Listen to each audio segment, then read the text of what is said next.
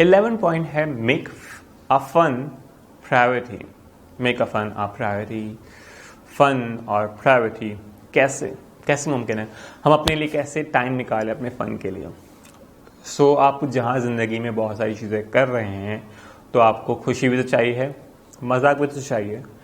जैसे हम जोक सुनते हैं, हंसी मजाक करते हैं दोस्तों के साथ, तो आप वहाँ टाइम स्पेंड करें, अपने आप को समझें। तो आप खेलने कूदने के स्पोर्ट्स के अलावा हर एक्टिविटीज़ में भी पार्टिसिपेट करें। ये नहीं कि बस आप हर वक्त काम काम काम, दिन रात हर काम। खेलना भी काम है, खुश रहना भी काम है, उसको भी आप प्रायोरिटी दें। क्योंकि आप जितना खुश रहेंगे तो आप इतनी खुशी से दूसरे अच्छे काम भी कर पाएंगे। तो ये भी बहुत इंपॉर्टेंट है। चलते हैं 12वें पॉइंट की तरफ।